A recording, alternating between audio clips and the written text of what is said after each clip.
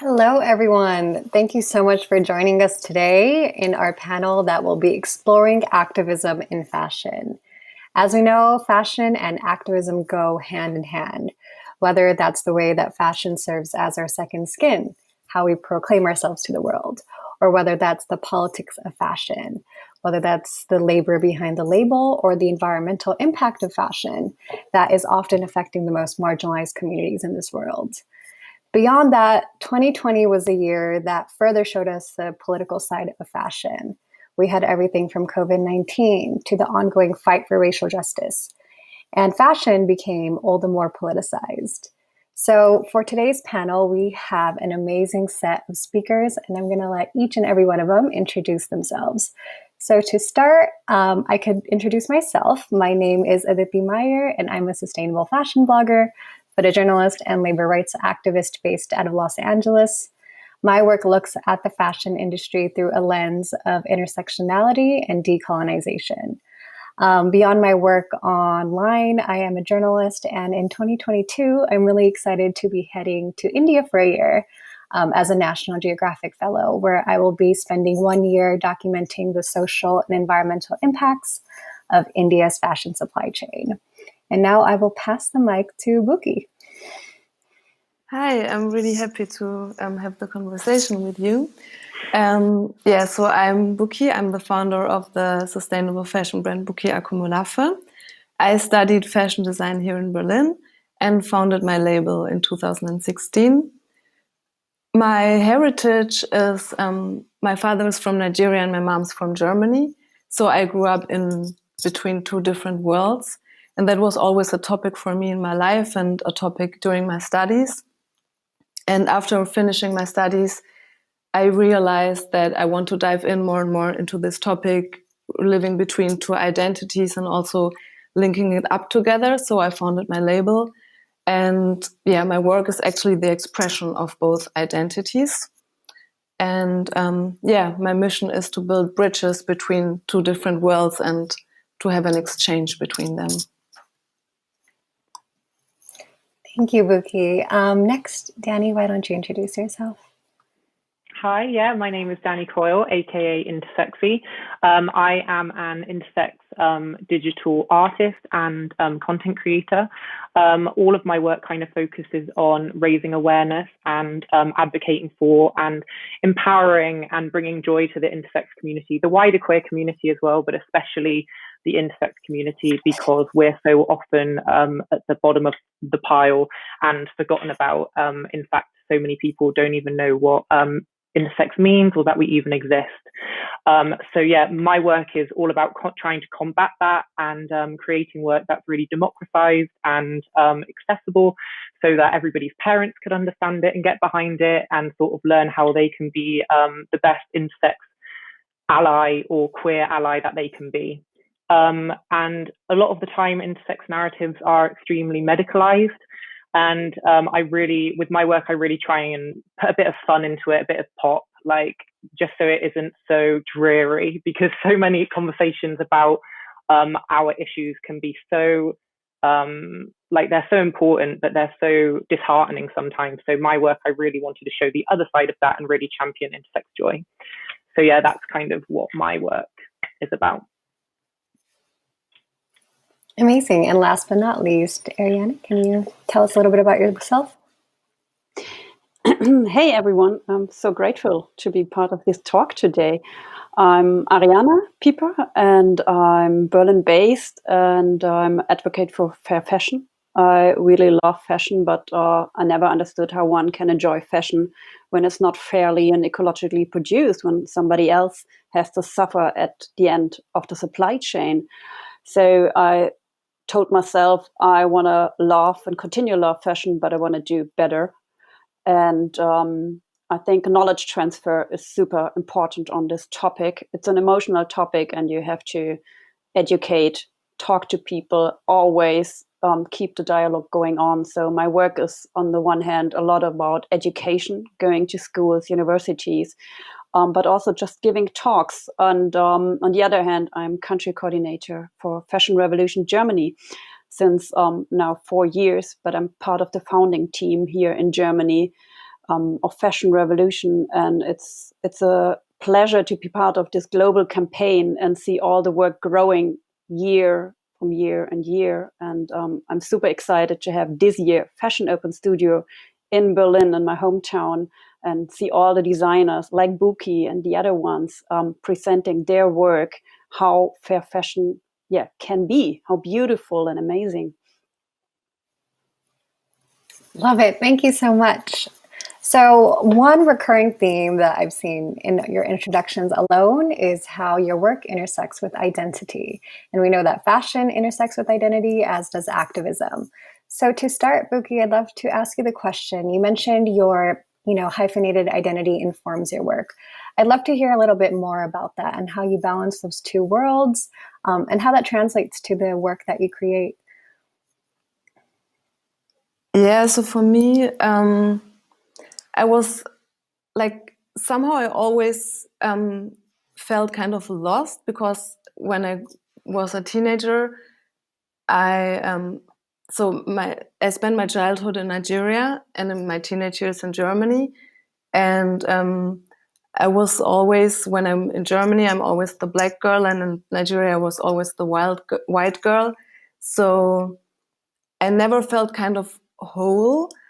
And during my studies, when I started to work with textile, and I was connected more and more to my heritage, and also linked both heritage together, also the way of working, because I did one internship also in Nigeria and realized how people work totally differently there compared to here in the fashion scene. But for me, I felt so comfortable with the way they were working. And it opened up a total new dimension for me. And I realized, okay, I can link both different, kind of extreme different worlds together, and make a fusion. And that's my language now. And also in my fashion, it's always, my work is an expression of two different kind of contrasts, with texture, also with gender. And I linked it up together, and it's my way to express myself. And it's also helping me in forming my identity and supporting others in forming their identity as well. Thank you so much. I think one thing that really spoke to me from that is the idea that fashion can really be a platform to amplify our own personal narratives. And so, Dani, what has your relationship been to fashion, and how do you think fashion can better champion the narratives and identities of the larger queer community? I think for me, it's been not particularly an afterthought. Like, I've always been interested in fashion, but for me, it started off as just not particularly being a tool to express myself, but being a tool to assimilate within a very cis world, and sort of being very aware of my appearance and this kind of thing. I think the one way fashion can become better for the queer community is just becoming less gendered in general. I think we are definitely seeing big strides towards that, but obviously whether they are superficial or whether they are actually going to be changing the structures that oppress people, that is going to be only time will tell.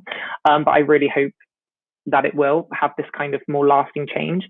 But as for myself, identity has completely grown with being able to talk more freely about the things that have traditionally brought me shame.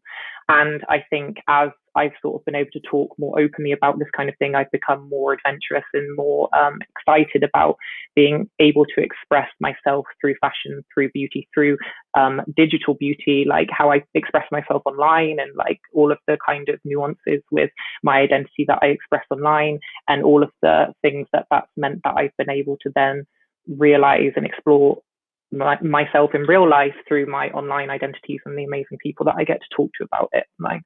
So I don't know if that answered your question. Lots of things, but I hope that was a semblance of an answer. No, most definitely. And I think, the idea of degendering fashion is a conversation that I think needs to be more front and center within the sustainable fashion space, especially because if we think about it, sustainability at its core is about challenging the norm. And we can't just stop at environmental impact or labor, but also how fashion intersects with culture. So for my next question, it's for you, Ariana. And I know that you had previously worked as a consultant for the fashion industry and decided after that experience that you only wanted to work with the projects that spoke to you on an ethical level. So I'd love to know what that shift was like and what you've seen in the fashion space from your shift specifically to sustainable fashion. I think it was really healing for myself to take this decision because I've seen how fast the fashion world is, also work-wise. We talk a lot about products and the people along the supply chain, and sometimes we forget about the people that work here in the agencies, in the studios, in communication areas, everyone in the companies. There's also quite a lot of pressure, and I've noticed this pressure in my work as a consultant. And I didn't want to be part of it because I noticed that it affects me personally and also with my family life.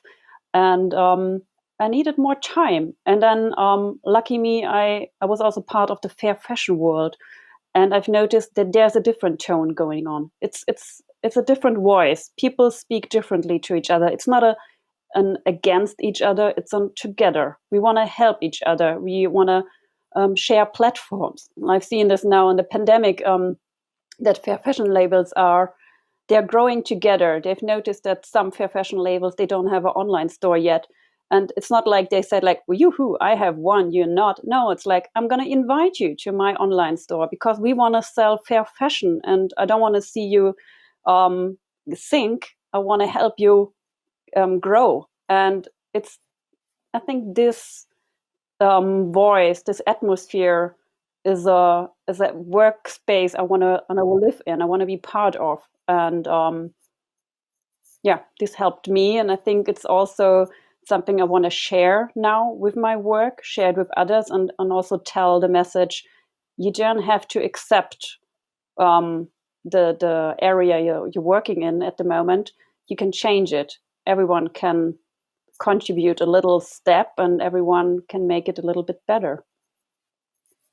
I love that, the idea of collaboration over competition.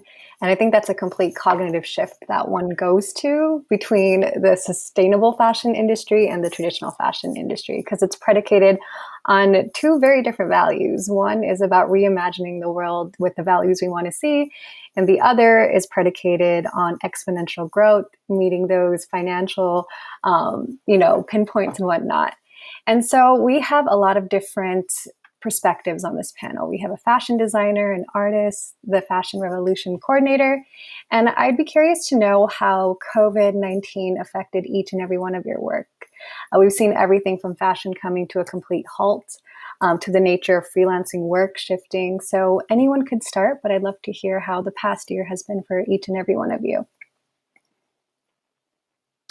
Well, let's start from the campaigning side, maybe.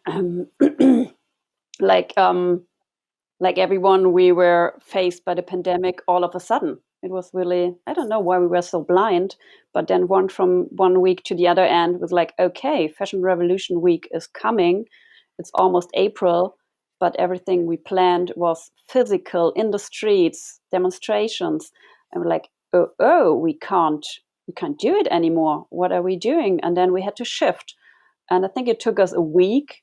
And then we had a new idea and came up with a fake web shop, Crisis Fashion. It's still online, the site, and I invite everyone to check it out because it's a lot of fun and I think it tells a big message. And it was nice to see that the team performed so well in this shift. We were, I don't know, I think we had some tools already going on, and it wasn't such a big deal to use online tools and to communicate like that. We noticed we have all these modern ways of communication, and we can have a fashion revolution campaign going on. And I'm not talking about only the German team. Internationally, I've seen so many beautiful projects been set up within a couple of weeks, so flexible and spontaneous. And it was a bit like going back to the roots, because Fashion Revolution was a digital campaign in the beginning. We have as a core activism tool the hashtags "Who Made My Clothes." We asked those in the social media channels. So we were like, okay, let's just go back and do it again all over the media and the internet. And it was a lot of fun, and I think we've learned a lot. Amazing. Dani, I'd love to hear from you. Yeah, I mean, as an individual, luckily, like, I'm a digital designer, so I was very much able to maintain my freelance schedule, but just from home. And if anything, I think personally I got busier because obviously everything and everybody was shifting online.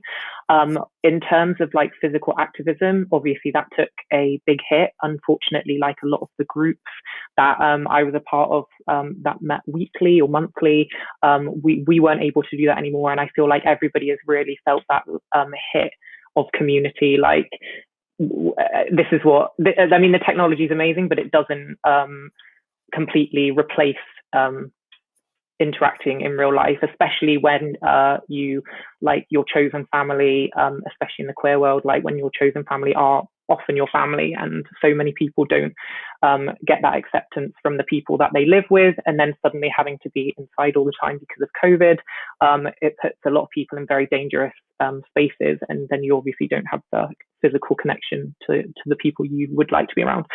So yeah, I mean, it's been challenging for everyone, like, but I think times like this, talks like this, it really does give me hope anyway. And I think activism online is still thriving, and obviously questions arise about how much good, like, that's actually doing. We can't actually get out there and do what we'd like to do and help real people and talk to real people, but the reach is exponential, and hopefully we can still get our messages out there and sort of change some kind of narrative, even if it's on a lesser scale. But yeah, COVID has been interesting, I think, for everyone, I'm sure. Awesome. Yeah, and I think between you and Ariana, the idea of online activism and the rise of that is grown exponentially. And I think there's a conversation to be had about how do we balance that engagement and education online with concrete action in our daily lives. And so I'd love to circle back to that question, but first I'd love to hear from BUKI on how COVID has affected your work and practice. Yeah, for me, at the beginning, everything really slowed down because everything got canceled, like the fairs, trade fairs, pop-up events and stuff. But I also felt kind of a relief because I felt like the fact that we all have to slow down raised the awareness for sustainable fashion. And so after a while, I really realized that more and more people got interested in my brand. And so actually for me and my brand, it was a quite of a good year last year. And I guess one fact, it was the COVID-19, but also the debate of the racial injustice in this world, because after last summer, I really felt a big shift, and like people got more and more into my brand, and a lot of requests and interest. So yeah, I mean, it was really strange for me because the incidents were really bad, that like COVID is insane, and also the racial injustice. But for me as a brand, it was quite good at the end. And the fact that these kind of things needs to happen, that people change their minds, and like we see a small or a shift that is getting more and more. Yeah, I think the fact is sad, but I'm also really happy that there's more awareness about racial injustice, about sustainability, and all these topics. So I think it's good in a way. Yeah, most definitely. I echo that sentiment. I think 2020 was such a strange year, especially for myself as well, because my work has always explored fashion through a lens of racial justice and social justice. And to suddenly, have your platform grow, my audience probably doubled in the last year, but in the face of trauma and pain for so many, it's definitely a double-edged sword because you always want folks to pay attention. It's a conversation that we've been having for years.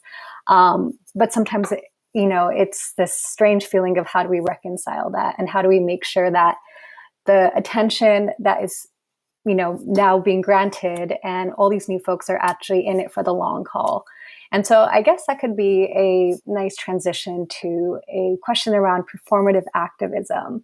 In the age of online activism, I feel like we really need to embrace these tools at our disposal amid a pandemic. But there's been a rise of kind of the cynicism of, is it authentic? And so, Ariana and Dani, because a lot of your work is in this online space, how do you kind of reconcile education and spreading awareness, but making sure it translates to concrete action, policy, changed mind and hearts, whatever that might be? I feel like that is a question I ask myself daily, and I'm still trying to figure out the answer of how I can best do that myself, specifically within the intersex community, because we're not rare, but there aren't so many of us sort of like taking a very vocal role. It's very difficult to sort of have a big enough group to really mobilize in real life. So this is where kind of online digital tools has been incredible, because we're all so spread out all over the world, and this way we actually get to create some kind of change, whatever that might be. But yeah, it's so difficult. I tend to I really do try that if I ever do any kind of like educational post, I really ask people to take this offline and sort of like, you tell one and ask that person to tell one, and that kind of sort of like chain effect. Otherwise, yeah, I think it's all just completely down to us. Like, it's that kind of honor code that you just have to make sure that you're doing the work when the spotlight isn't on, or like when the camera isn't on, and only you can hold yourself to that.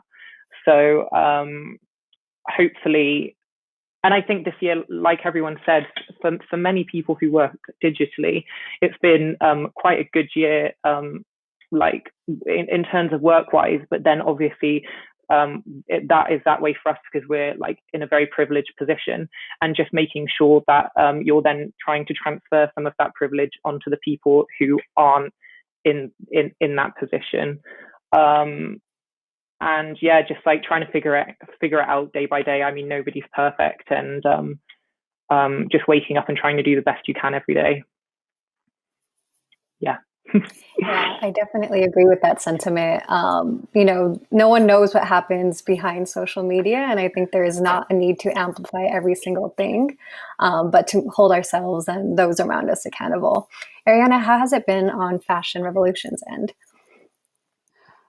Definitely difficult as well. I mean, it's so hard to really build a relationship between this online campaign that is mostly happening on channels like Instagram, where young people are just scrolling through, and you have no idea who's on the other end and what is the emotion that you're awaking with some pictures. So we try our best to set impulses, to send us messages, and also educate on the varieties of topics of fashion.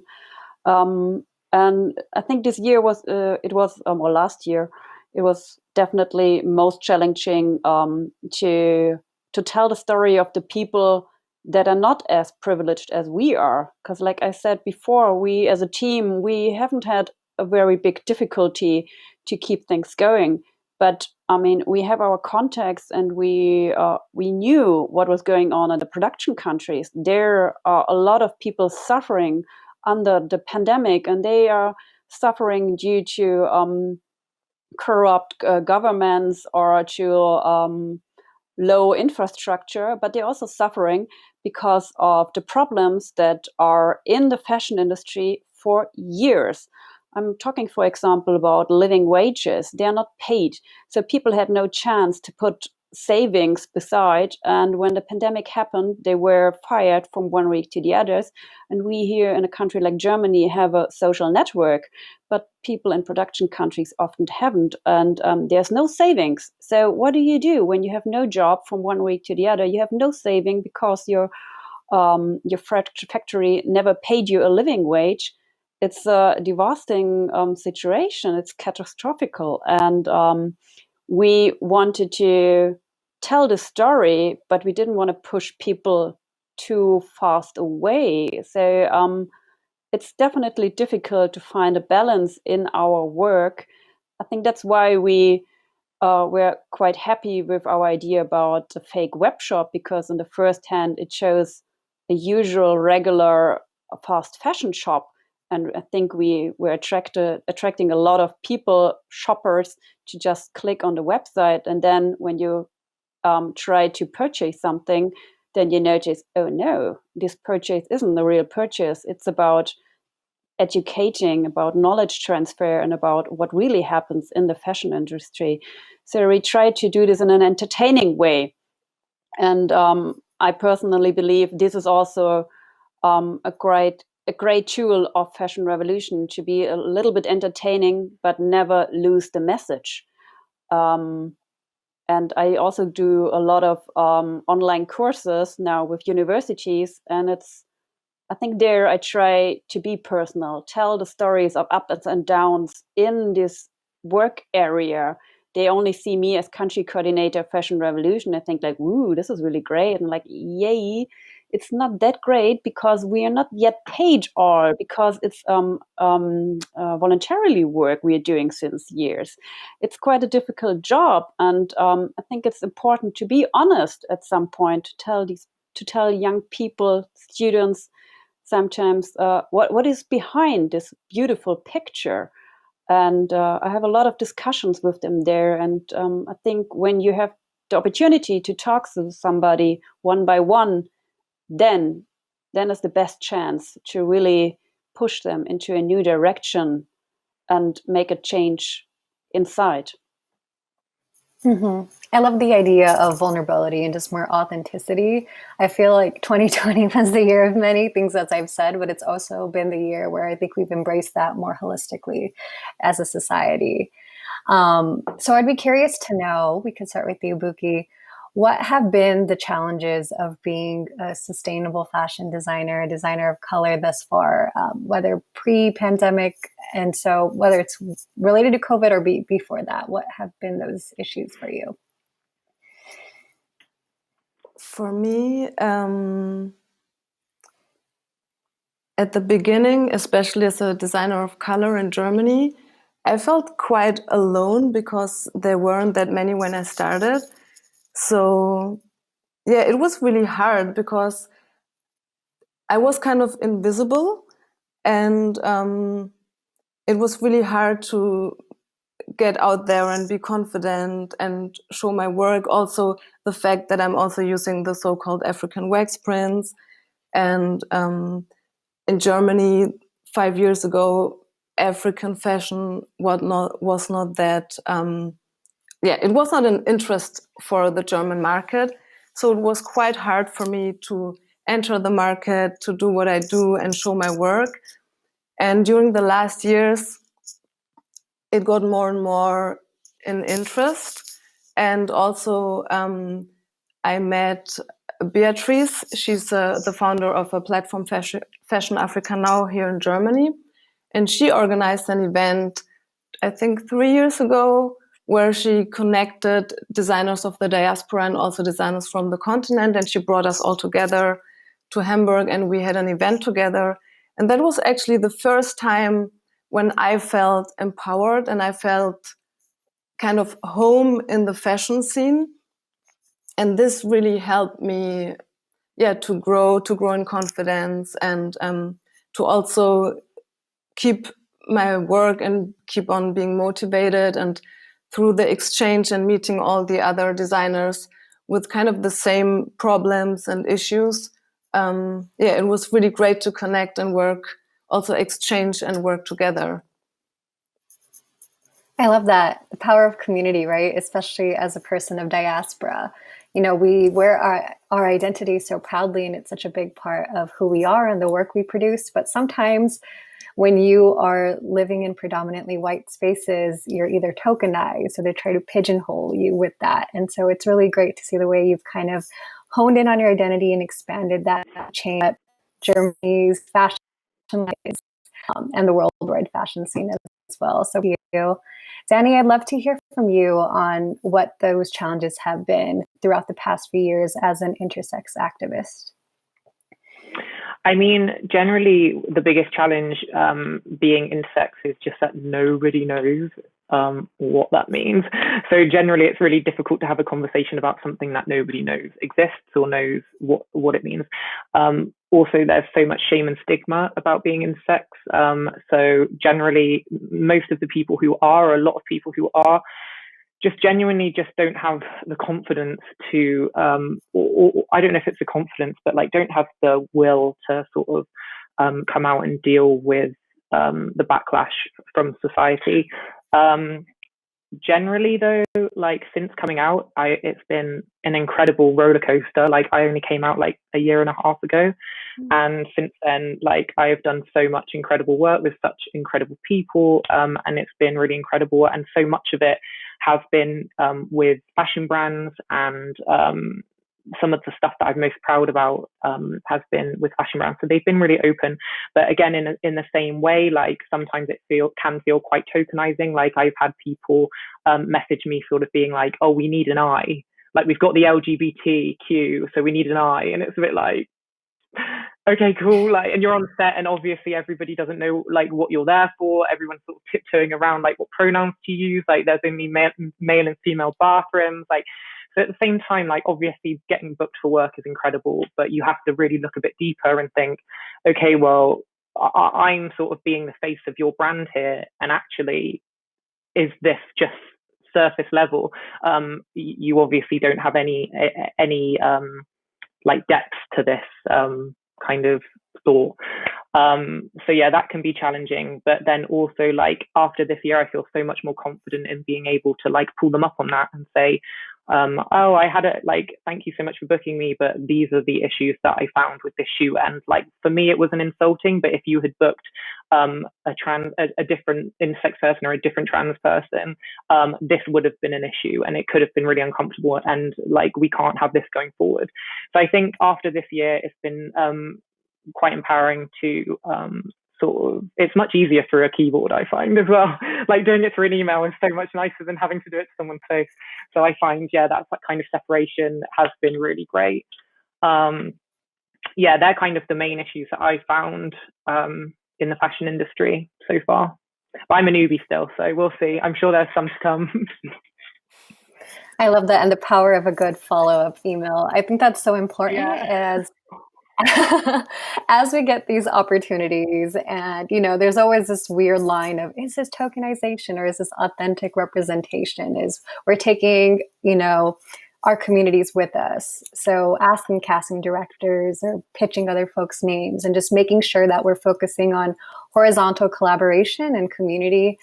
So we're not just the token South Asian or the token intersex activist on set. ARIANE, how has it been for the past few years? You alluded to some of the challenges of being a coordinator, but what else have been the issues that you've struggled with?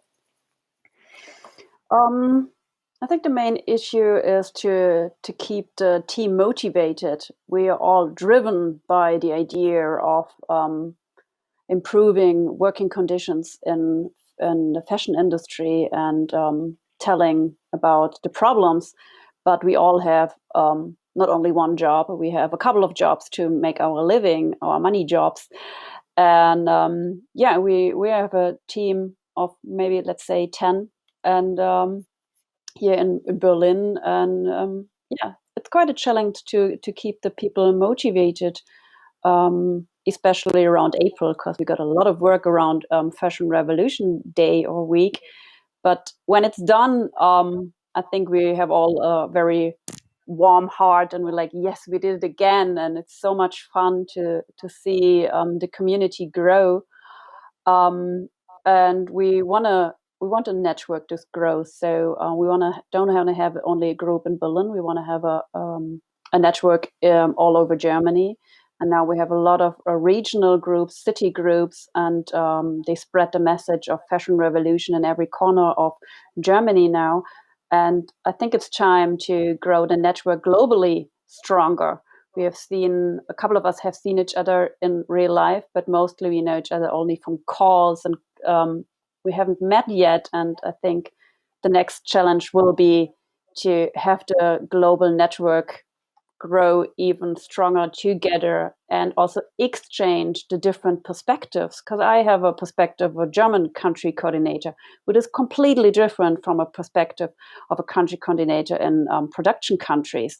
And I think it's super important to work closer together, so we can exchange those ideas and identities. And this is a challenge, but I see a very big opportunity in it. And Fashion Revolution is the best platform I can think of to realize it. Mm-hmm.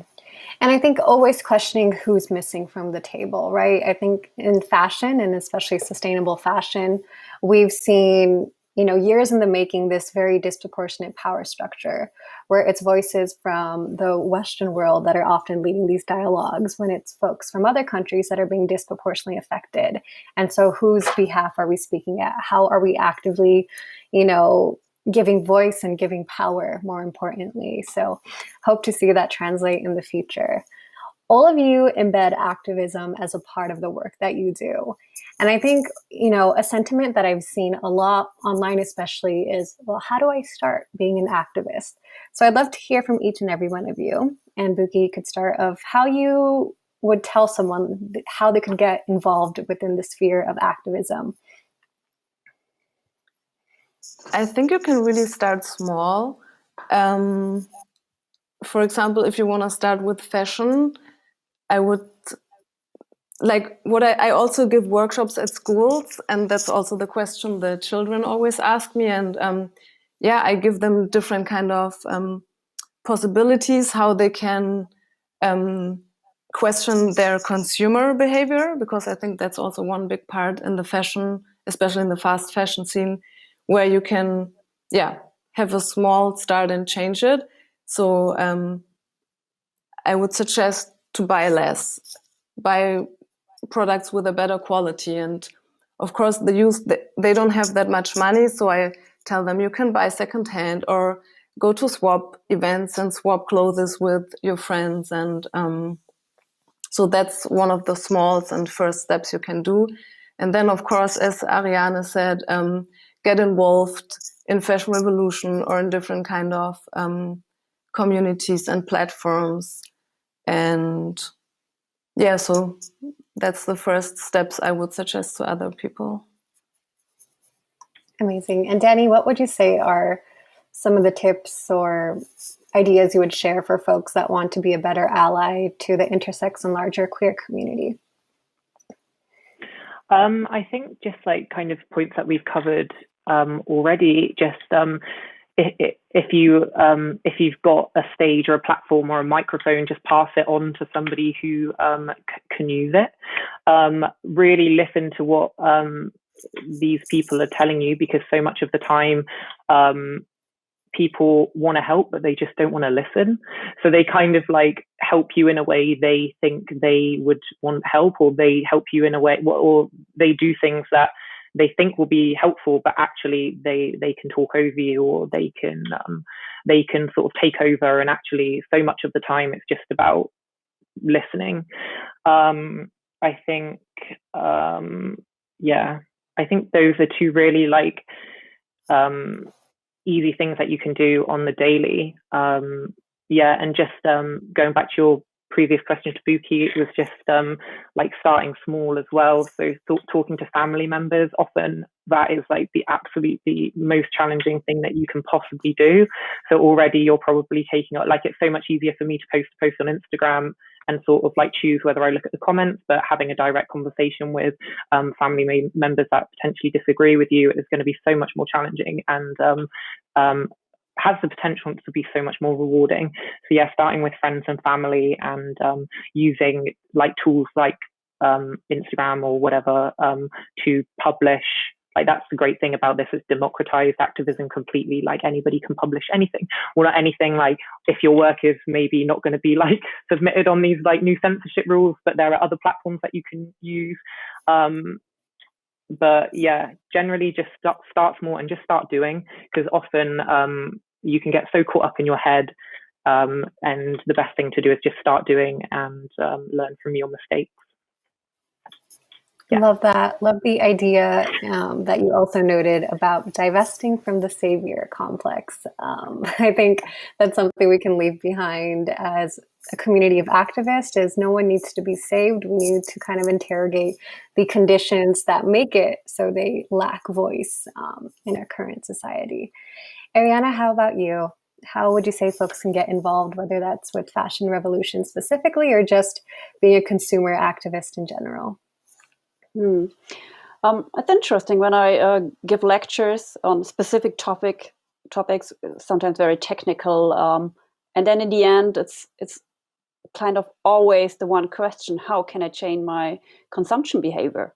You know, you can talk about a lot of very technical topics, and in the end, it's about consumption. And they have no idea. Very often, it's like, yeah, but where do I shop, and what are the regulations, or which certificate is trustworthy?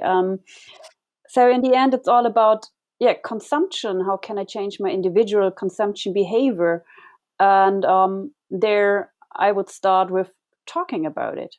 Go to your friends, ask them how they shop, and if they have an idea where a shop is that sells locally, fairly produced, ecological clothes, and don't be shy. Be honest in those talks, and tell the doubts, but also give ideas. I think it's super important to continuously talk about it with family, of course, but also with friends, and keep doing it, and start small. If you want to change from one day to the other on 100%, you will fail for sure, and then you're frustrated, and to get out of frustration again is so difficult. I think everybody knows it. So I always tell everyone, start step by step, and maybe look at your wardrobe and check if you really need this new clothing you have in mind, or maybe you have it in a different color already in your wardrobe.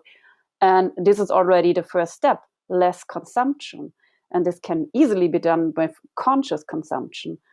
But in the end, what I want is this individual change, of course, but I also tell we need a institutional change, because the individual change is important, but the impact is unfortunately quite small. So we need the industry to change. We need politicians to provide laws, and for this we need the power of the people, of everyone. And so I ask students, for example, to have actions at universities, buy merchandise only fairly produced, go to the universities. Those are easy things, and I think everyone has an opportunity to change something easily, but we need to start, and we need to start honestly yesterday. So it's really time to do something. I love that you brought that up, because that was my next question. I feel like a lot of the narrative around changing the industry focuses too much on the consumer. And that's not to undermine the, power of conscious consumerism or not consuming. But again, as you said, we need to kind of acknowledge the beast that is the industry. So BUKI and DANI, I'd love to hear from your perspectives. How do you think we can change the industry from the fashion perspective or the production perspective? And BUKI, you could start if you'd like. Yeah. I think, for me personally, I want to be an example, of course, but as I'm still a small brand, I know that I don't have this kind of big impact. And I think, as Ariane said, what is really important is that there needs to be some laws that the big companies yeah, we need some restrictions and more transparency to know what's happening in the whole supply chain, because that's one of the main problems. And all the small labels, we really try and we do what we can, but it's important on the bigger level that this needs to be regulated. And in my opinion, I think it's only possible with laws, because it would be lovely if the big companies would do it by themselves, but as long as they only look after their profit, they won't. So yeah, we need laws. Totally, yeah, I completely agree. I think like the kind of people that I engage with online and sort of are within my community, the world was not built by them or for them, and neither was the industry. So I mean, it's a nice idea that we can sort of like, I think we need to demand change from higher up, and like you said, sort of demand that the laws be changed, that policy be in place, like be put through, which limits the damaging actions of those who do have the power. Because like BUKI said, like, it isn't small brands, it's not like queer kids in the suburbs, like, do you know what I mean? It's like, it's not them at all. So I think just it's so difficult though, because often the people in government are those who we're asking to control, and obviously that's not in their self-interest. So I think then this is when coming back to, on a smaller scale, like sort of grassroots things, and using your smaller digital platform to call for that change, however you can. Yeah. I love that. So we talked a lot about the issues of the current fashion landscape, especially within the last year. But I think a key part of activism and being an activist is having the ability to reimagine what the future and present can look like. So I'd love to go around each of you, and Ariana, you could start this time. And I'd love to hear what you imagine for the future of fashion if you were to make things operate your way. Oh, that's a difficult question. Well, I'm super curious how the future will be, especially also for the campaign of Fashion Revolution, because I believe we just started, and we need to have this to grow the campaign bigger and bigger. What I love to see is that we can provide an even bigger and louder platform for all the beautiful fashion designers out there, because there's such an amazing repertoire of design and creativity that is not yet seen. It's all about the big chains, but the beautiful small designers that are hidden in the alleys of Germany and Berlin, that are not yet out in the mainstream. And I would love to see that Fashion Revolution can provide, maybe with Fashion Open Studio, a platform to those designers, to the diversity of the design, and that also people that are not yet interested in that kind of fashion, that they are opening their heart and try something differently for the first time, and discover that it's much more fun to buy a clothing that might be a little bit more expensive, but then you can still tell the story of this clothing. And I think this is definitely worth the bigger price. Thank you. Dani, I'd love to hear from you next. I think for me, it's completely about making sure that we see more like diversity in the sort of narratives and bodies and identities that we see, not just in the campaigns on the face of the company, but like I want these people being the ones like organizing the teams. I'd love to like turn up on set one day and have like a whole team of like, do you know what I mean? It's not just the talent who's that like the kind of odd one out here. It's like the whole team, and there are people in sort of positions of power. So that would be incredible. Also, just making sure that the kind of positions at the sort of bottom of the food chain are being paid for, to make sure that kids from like working class families can afford to get into the industry, because for so long, like I'm very lucky where I could work for free or for the price of a U-Bahn ticket or the London Tube ticket, but so many people can't. And then I feel like that has completely all of the opportunity that I've got in my life has been from being able to work for free for a year when I was coming out of uni, and so many people don't have that luxury. So just making sure that these kind of jobs like internships and assistant jobs and all this kind of thing are regulated, because the amount of hours that are put on these people is insane, but also paid fairly.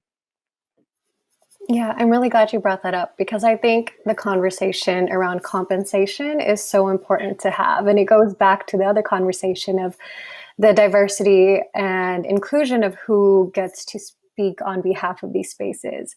Because if you don't come from economic privilege, you're going to be limited in the amount of non-paid work or internships you're able to take on. So I'm really glad you bring that up.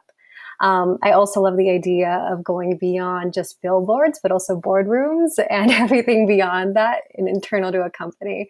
I can't tell you how many times I've been on set where it's a very inclusive cast, all talent, is BIPOC, and the whole crew is white. And so that's something I hope that we can shift going forward as well.